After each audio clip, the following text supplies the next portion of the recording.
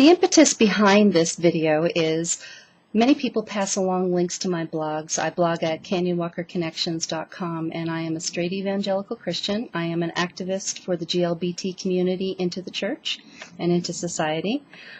So people hope that maybe the voice that I have and the writing that I do will make sense to some of their straight Christian friends. So this is a message specifically for straight Christians, and I'm hoping that maybe I can be a voice for GLBT Christians. I've been a Christian for 27 years, and yes, I am straight, and I am evangelical, and people will want to put air quotes around that because they won't believe that I am a Christian, but I am. So here we go. This is 3 things that they would want to say to you if you would just stop and listen sometimes. I want to talk about translation, I want to talk about transformation, and I want to talk about creation.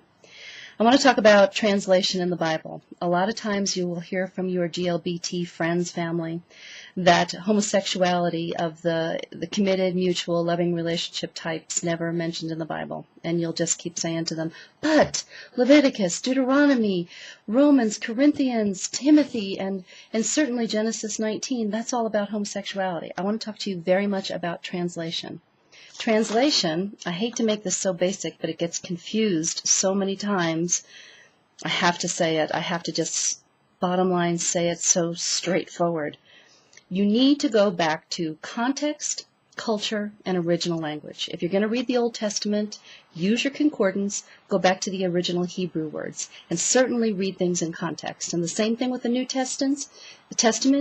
Use your concordance and go to the original Greek words, what they mean.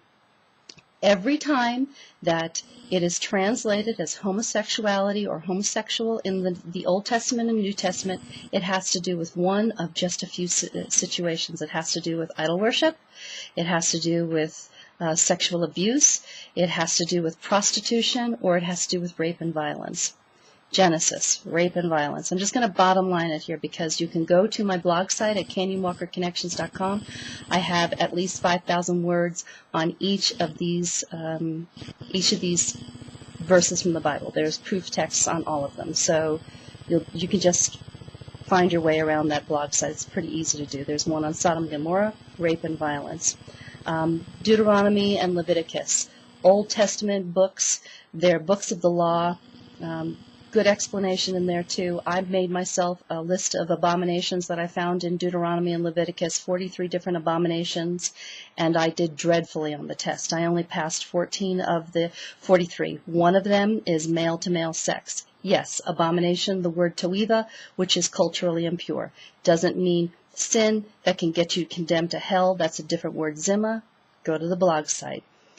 Interestingly included in that list of zimma, which are not just culturally unacceptable but real sin, are not going to church on Sunday and adultery, which is something I'll address in my video on marriage equality. I do lots of writing, I do lots of videos, can't possibly say everything in 10 minutes, so before you attack me and say I don't know what I'm doing, please spend some time invested in some of the other references and the other writing and speaking that I've done.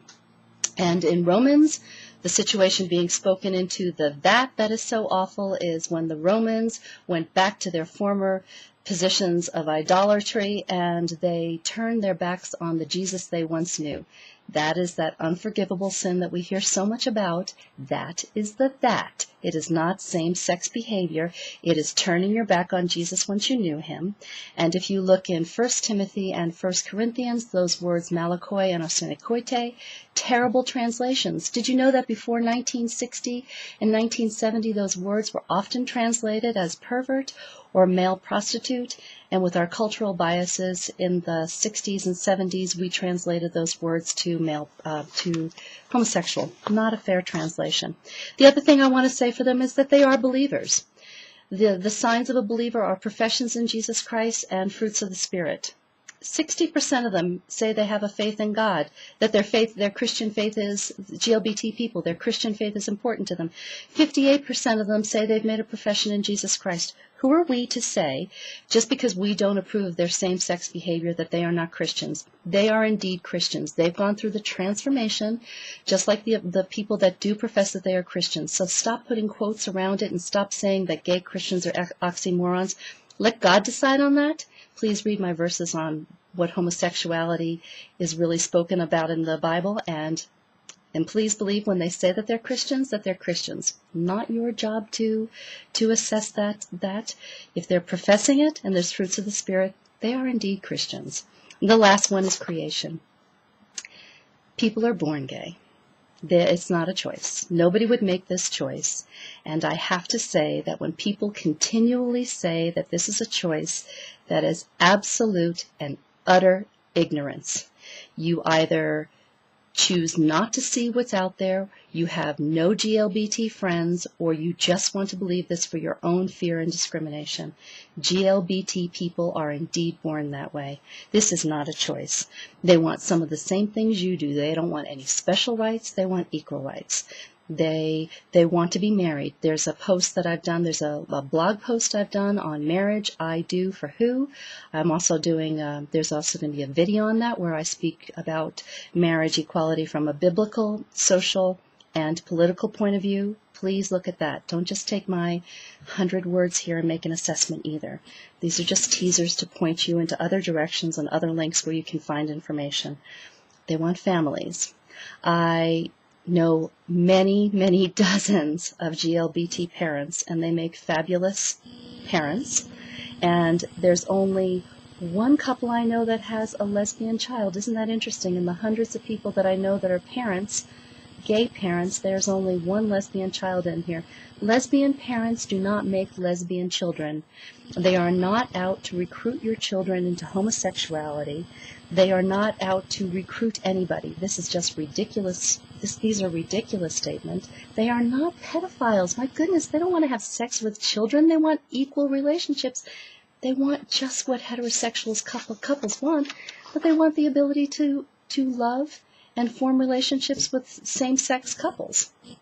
So I know that most of you watching this will believe that homosexuality is a sin, and we probably can't budge off of that point until you do some of that reading and see that there's possibly another point of view. So just as a quick conclusion to this, I think that our positions of the church against the GLBT community, and especially the GLBT Christian community, is filled with fear. It's filled with discrimination. I don't see that those are the Jesus ways to deal with things. Please, this is too short. Read my blog posts. I have many. I have one on each of the verses of the Bible that deals with homosexuality, CanyonWalkerConnections.com. So this was just a quick teaser. They care about the translation of the Bible, that it's inaccurate. Great article on 1 Corinthians and 1 Timothy in my blog post. Great article. Transformation. Yes, they are indeed Christians. And creation. They are created as gay human beings. So please consider listening to all of this, and I appreciate it. I'm Kathy with CanyonWalkerConnections.com. That's where I blog. Thanks.